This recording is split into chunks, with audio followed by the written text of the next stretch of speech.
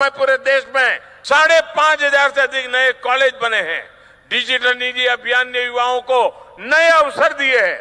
गांव-गांव common service centres में हजारों युवाओं को रोजगार मिला है।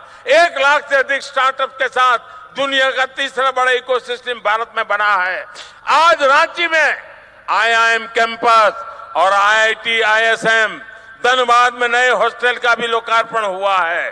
साथियों, अमृत काल में 4 अमृत स्तंभ हमारी नारी शक्ति, हमारी युवा शक्ति, हमारी कृषि शक्ति और हमारे गरीब और मध्यम वर्ग की सामर्थ्य शक्ति भारत को निश्चित ही नई ऊंचाई पर ले जाएंगे, विकसित भारत बनाएंगे।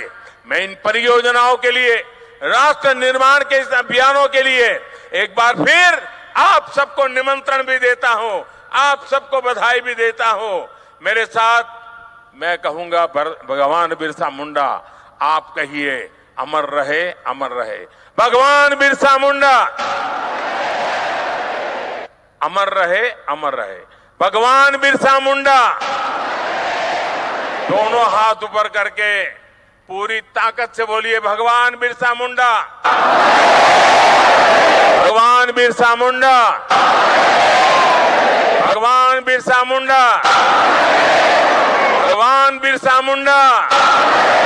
आपका सबका बहुत बहुत धन्यवाद।